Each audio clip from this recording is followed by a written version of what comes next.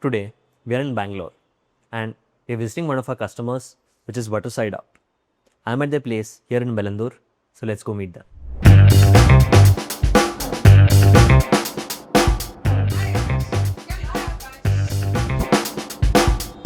So, hi everyone.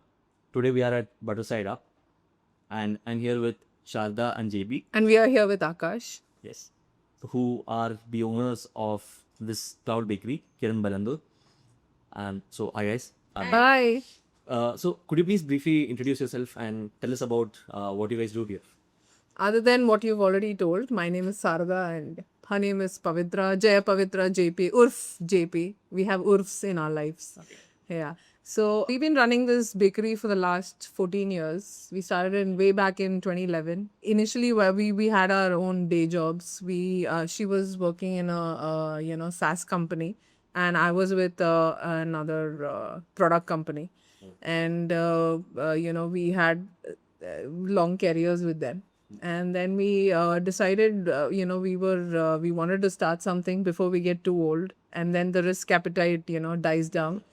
So we started this, right? In 2011, what we did was we kind of discussed what to do, and in fact, the year before that, we were only supplying cakes to all our teammates in our respective corporates. Okay. We were doing it for free just to see if the cakes are good, edible, and whether they have they will come back to it for a second bite. Yeah.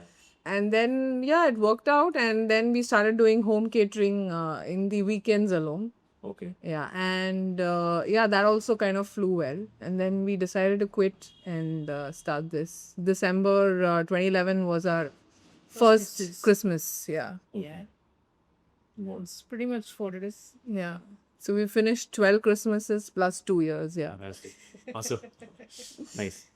What made you want to pick bakery and not like a cafe or a restaurant? Brief background, we both are first cousins. And we wanted to start something with food. So we kind of worked out some budgets and we wanted to do something to do with our culture. So we kind of wanted to do a fine dine, and we realized the budget is too high. But we realized the margins are high in bakery, and actually we wanted to start a cafe. Yeah. And bakery was an accident because for cafe we had to have a bakery section. Okay. But kind of we realized that bakery industry was booming at that time. Back in 2011, this whole trend of cakes, these celebratory cakes was a thing back then. Very few players were doing it, and we were at the right place at the right time. And I think from there, the bakery thing took off with a very minimal investment. ROI is better with the bakery. And we come with no business background or big money. So I think this was a right call. Yeah, and it was bootstrapped throughout. Yeah. So we were not sure if we want to take a big plunge and then not do well. Yes. Yeah. And do you have any plans right now to maybe convert it into a proper artisanal sort of No, I think post COVID retail is almost dead. According to us, According to us, and especially for our kind of business where we do a lot of theme cakes and stuff like that. So there are people who still run those cafes and all that, but I'm not sure how profitable they are or if they want to come ahead and prove us wrong. But we've been a profitable business since day one, and for us that's more important than showing to people we are a that well-known business. Yeah. yes. We're more focused on B2B right now, and we're looking at volume business. So Yeah. it's working well for us. Right. Awesome.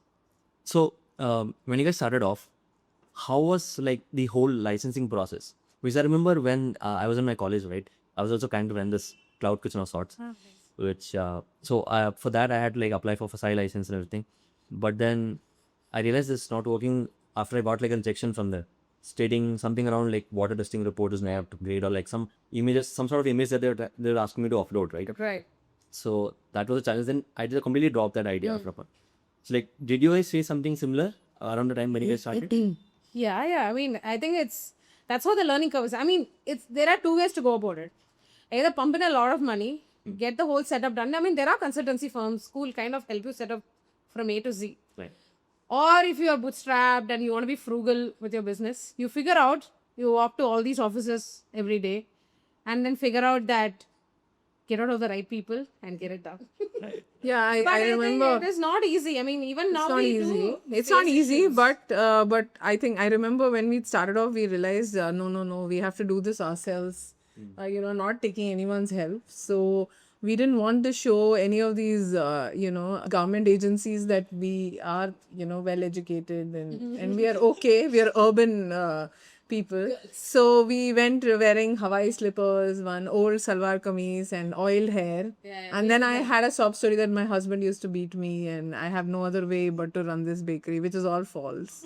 Yeah, I have the most loving husband, touch wood. But then we did all that, and I mean, for all the drama, we thought we'll get a license, but it's not that easy. Yeah, Go but through the then right channel. yeah, but we went through the right channels and we got things happening, moving for us. Because if you keep waiting for all this, you'll never start your business. Right. Yeah. Right. Totally. Yeah, I think that's exactly where I went wrong as well. I wait for the license and I ended up not doing it altogether. Got it. So now let's get into the craft side of what you guys do, right? So let's say if you're baking a cake and it, let's say, gets overdone, okay? So what do you guys usually do? Like, do you just throw it off the bin or like use it for something? Yeah, so 99% the cake will not get overdone. Yeah, so but we are humans, so it will happen sometime. So what we do is we rebake it, of course, because image is more important than wastage. And so then what the team does is they have leftover cream and all that. They will ice it, and we'll have a party in the shop. Party ho rahi hai. Nice. Got it. So once the cake is made, right? Like the texture that you get from bakeries, no? Let's say if I were to make a cake at home, I don't get the similar texture, right? Like, it's like the softness and the moist texture inside of it, right? Right. Like, what do you guys do? Like, do you add some kind of magic potion or something to make it, spongier or sorts? I think right. So every day, are you South Indian? Yes. Yeah. So you must be having the softest idlis at home, right? Yes. And why is that? Because you make it almost every day. So that's what we've been doing for the last 14 years. It's a everyday thing for us. It's the bread and butter for our shop. Butter side up. If you, I think, do 15 to 20 cakes every day for 14 years, I'm sure everybody will master it. So, sure. Right. But it's about getting the right texture and catering to the right audience and catering to their taste. Yeah. I think that you will figure out with time, I think. There's also a lot of trend change happening every other year. Earlier it was tastier cakes. Right now it's more healthier cakes. So that also we're catering to. So, I mean, I think you just stick with the time and do what is No, but necessary. I think we are supplying healthy cakes which are tasty. Yes. Priority is tasty. If you run a food business, please give tasty food. It's a request to Yeah. all fellow food business people. Yeah. Fellow food entrepreneurs. Yes. Right. Got it. How do you guys know, like, if the cake is like fully done from the inside? Like, is it like all intuition or is there like a method to it? It's math, it's science, and experience. Yeah, and also it's also a little bit of chemistry, right? Yeah, because you want to know with the soda reacts with a vinegar, it will create what is that aeration? So, I mean, again, with time, we have documented recipe, we have documented time, we have documented temperature, we have documented the type of ingredients we use, the quality of ingredients we use, and with the way things are done. I think it's everything is about practice, experience. Do it a million times. Mostly you don't go wrong. I think you already know. I think by now my baker knows that we're training so well. I think that typical thing of putting a skewer and taking it out clean, he doesn't need it anymore. He knows the time and he sees the cake and he knows it's done. So, I mean, to answer your question, yes, the intuition is built with practice. Yes. Totally. Like, what's that one product from your bakery that like has challenged you, like recipe wise? Is there anything? Yeah, I mean, quite a few of them. And one actually product took us a whole year to figure out. Oh. And then within the next year, we found out we didn't have to do so much. It was just like a simple process. And since we are a bootstrapped this thing, we didn't want to spend money on tutorials and all that. So we tried to figure it out through Google, Guru Google. and lots of other trials and errors. So that's like the coated, we have coated nuts. It's called Rajis. And we coat any kind of nuts like a badam or a hazelnut or say pista. We even coat dry fruits, like a mango, aam papad, or we do cranberry, bilberries, blueberries. So this, I mean, this product we wanted to kind of introduce in our bakery, and we found it very hard. Initially, we thought that what if we fail? We didn't want to invest in a big equipment. The equipments usually cost about a lakh and a half. But we got some guy, some jugaad we did, and we got a small engineering company to help us with a smaller capacity Tablet coating machine. tablet coating machine, and then we kind of remade the whole thing. I mean, of course, that small engineering company only did it for us. But that could hold like a smaller capacity, like 50 grams, 100 grams, and all that. Usually, the big drudgy machines are 11 kgs, 12 kgs, and above. So we didn't want to invest so much on that, and we invested on that small machine first. So that itself took us forever to find out who will do that small jugaad, for us. And then we kind of did smaller batches. We did an experiment for a whole year. In fact, we stumbled upon how to make gems itself in our small bakery, in this process. But then we realized we didn't have to go till the gems process. That process can be cut midway itself and sold. And I mean, that has taken us that's the longest that any recipe has taken, like a whole year. I mean, also our structural cakes, right? I mean, like those, I mean, to get a cake safely to its destination without getting damaged, and all those huge cakes that we make. And I think to get the right frosting and the right engineering and structure done for those cakes, I think it's still a continuous process. Yeah, and to transport it safely in Bangalore roads. Yeah. I remember in the initial days, we used to just literally hold each other's hands and, cry and wait till the customer calls and says, yes, all safe. It was perfect, just the way you showed us in the picture. But now we're very confident. We kind of know what to do. And since we're not like a quick service restaurant, that you just order on Swiggy and you get it, we have the time to kind of preserve stuff and refrigerate some things so that it doesn't get hurt during the transportation process. Yeah. Got it. So if there's like one thing that let's say you'd want someone to order when they're first walking into your bakery, what would that be? Okay, that's a toughie. I love making for cakes. Yeah, what is your favorite? I think fruit cakes are damn good. Oh, yes, they are. Yeah. But we always put real fruits. Yeah. We load it with them. So I think those are the best. But I love our tiramisu cake. We make one of the best tiramisu cakes in Dava. Also, it's not what we like for them to taste. It's what they want to taste. Yeah. So you might come with some nostalgia, and you have that specific cake, and we'll try to get something closer to that. So it's not what we want to feed you. We've kind of figured it out. We have jadoo in our words. Thanks, Krish. So we kind of figured it out. Like what is it that you're coming with? What kind of every driver has their road sense. No matter what you teach them. Just like that, every person who visits our bakery has their nostalgia, which comes. I want that. I want this. Right. So I think we kind of tap into that. Fortunately or unfortunately, we are still a personal service bakery in the sense we speak to every single customer of ours. There's not some automated answers which go out. So we kind of get the pulses, what they want. Right. Yeah. And we also tell them, like sometimes people tend to over order.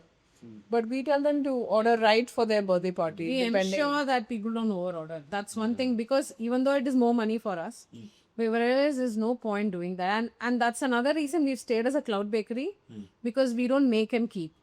So that means no food wastage. Yeah. We only make to order. So I think Also, we advise our clients what's the best they should, for that specific crowd, what is their thing to order. And we kind of figure out like who's attending their parties. I think that's what 14 years of experience does to you. Yeah. Right. Absolutely. So let's say if someone were to start a bakery today, right? What's like the hardest part which people don't see? Is it Like the craft of running something like this, or is it the margins, or what is it? And many more. That's it. So, I mean, see, there are advantages and disadvantages of running your own business. I mean, you can run it at your own pace and your own style. That's the best part about running your own. But that also means that if you're not consistent and you can't afford to take a break, that's also there. I mean, you just be ready to work, I guess, and accept the fact that change is inevitable. That every year you might have to, probably every other week also, you might have to rediscover yourself, especially post COVID, the COVID factor. I think there are many more people trying to do their own post COVID, and it's a good thing. And it's also the thing that the market gets saturated very easily, and you got to figure out your niche much more than before right now. So I think it's that capturing the right audience, I feel, is the key to running a profitable business. So I think Yeah, and I think it's the challenges are faced by, if you run a business, you have challenges. So it's like bringing up a child, and all the phases are there, and you just have to put with it. And it depends on how long you want to go with it, like we did for 14 years, or how short your travel is, in the sense if you decide, no, this is not good for me, I had to change my strategy. Sometimes strategies work, sometimes it doesn't, right? Okay. So, since you guys operate in the bakery space, right? Like, what's that one bakery in Bangalore which you think is like underrated? And what's that one bakery that you think is overrated? The bakery that is underrated is us. We are Bangalore's best kept secret. Yes. But I also, my heart goes out to all the local Iyengar bakeries. We love you. Yeah, Whether we Iyengar make awesome bakery. cakes, you guys are the You're the OGs. OGs of Bangalore. Yes. Yeah, Iyengar bakery rocks. Yeah. Yes. And which one of those do you think is like overrated? The bakeries? Overrated. Beep, beep, beep, beep. Everybody is doing a good job. Everybody's doing it. We don't want to be politically right. Right. Yes. Everybody's doing their own stuff. Yeah. I think overrated is a thing, but What may be overrated for you, maybe like right for someone. It's again a personal. There's so many people. Yeah. Everybody has their choices. Yeah. but can I give my opinion? Diplomacy. Little bit. Please, please. Yes. Anything that is creating too much hype. Yeah, Or hype in making social people media. wait in queues. Yeah. I have a problem with any food place that is making people wait in very long lines. Yeah. And reservations 1 month before. I have a That's the real thing. I'm not a Gresha where Yeah. maybe Got it. there is no particular this is all fiction, or what is the disclaimer they put in front of a movie? It's like that. I mean, I guess everything should be easily accessible, according to me. Like a special queue in a temple doesn't appeal to me. Like that, I have a problem with those things. So if it's available to everybody, I think for me that's a good sign. Yeah. Maybe anything which doesn't satisfy that is overrated. Right. Yes. Good. So, what does your ideal morning look like? And when do they start usually? Yeah, I mean, team starts around 10, and depending on the day's order, we, wrap it up anywhere from 7 to 12 also in the night. Depending on a lot of B2B orders require us to stay late. Right. And yeah, I mean, it's just, we come to work every day, but we don't come at 10. We're owners. We come later. Come late, show faces, do the necessary and leave. And then talk in high volumes. For it. So, is it like in the 14 years of running this business, right?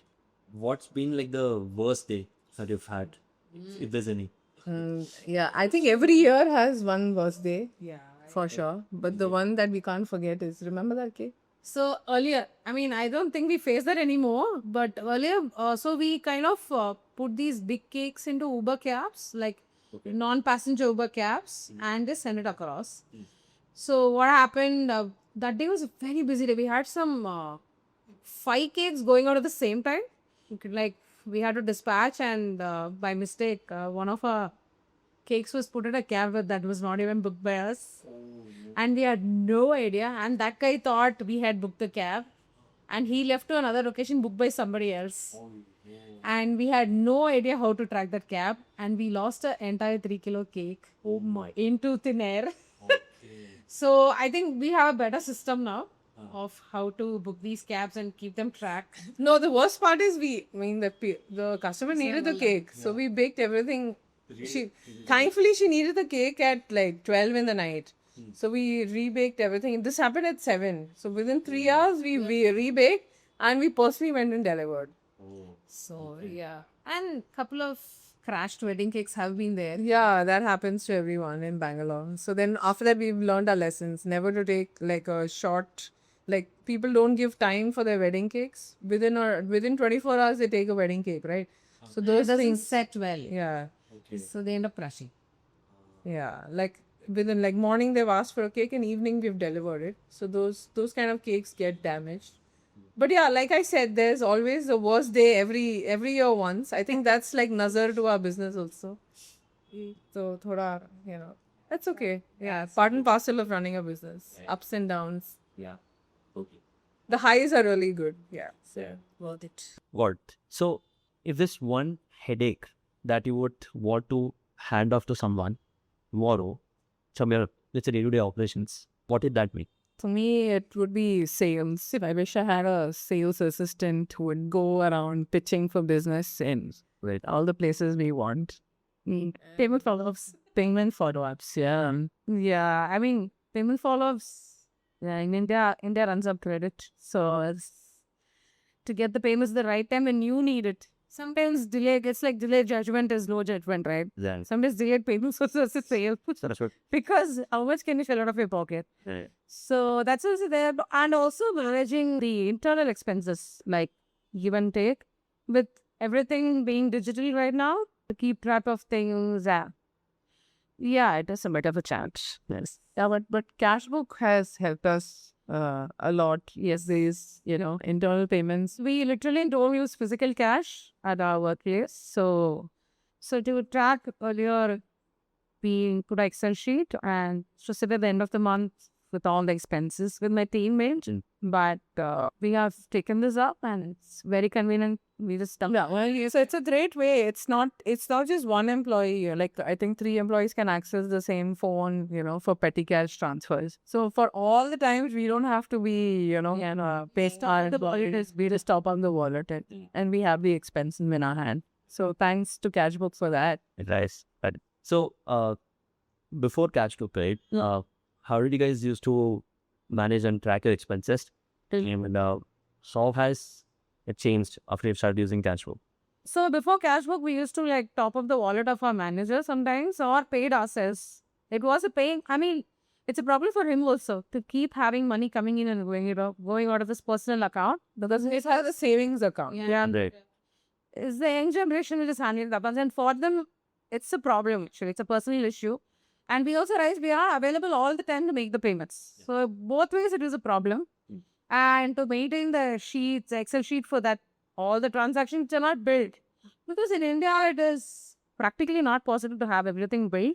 Yeah. You go to a kirana wala, local bakery, buy 10 eggs. Yeah. And I can't ask a bill for that. So for all of this, and it was a headache. I mean, simple thing like when we're traveling, and I can't pay my team sitting from there, and I don't have the network. It was a pain point, and so we were managing like this, and it was getting too much. I mean, like literally, we could have a personal life. Actually, it can become that bad when you have to manage expenses, internal expenses. So that's when I think she explored and found Cashbook as a solution. I mean, it's very useful. Very, very useful. And be more useful if it was cheaper or free of cost. But I think all Indians want 3Ds. So, but it has made our life easier. Just pop it in a wallet and there it is. And at the end of it, taking the statement and literally that accounts takes us 10 minutes, the entire month's accounts. So it saves us a lot of time and a lot of peace of mind. It's God. Yep. This was great, guys. Thanks so much for your time. Thank you. What What should I movie? Sharda and Jaybird. Yeah, JP. Either one. What do we call you? Cashbook. I can't. Sorry. That's just a joke. Kiss hai, check it. Yeah, that's right. Yeah. So I think. Cashbook मेरा cash कहाँ है? We look at you and answer things. Or like cinema hero will do. No. Use cashbook. However, we can. It's okay. We want. So hi everyone. Today I'm at Butterside.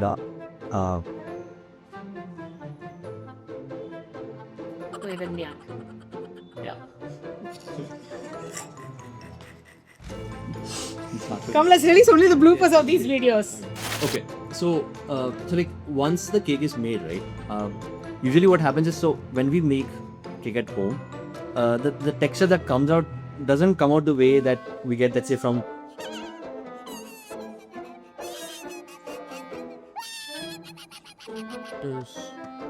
See, Why are you being so stressed? It's okay. No, I'm not. You're cool. You have a why don't we cake at home? When we cake at bakery, they don't taste the same. Why? You just be chill. You've got a good personality. You just roll. Yeah. Don't be so stressed. We are today by mistake we have dressed well because thinking that you're coming and looks like you're yourself wearing some shit shoes. I have a. I never wear Puma, man. I never wear these shoes. I bought it for you. I need Gen Z problem. Puma shoes. They were Puma. expensive stuff which look like cheap shit. Yeah. See?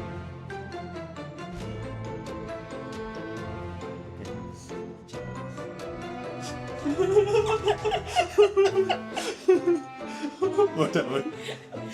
Who's that editor of yours? You only, right? No. We give Oh, it you were an editor for this? Agency Yeah, said. agency, So I work with this one guy. Who's the agency? So that guy, the agency owner, was an ex-employee of Oh, God. Isha. So they would. Don't worry.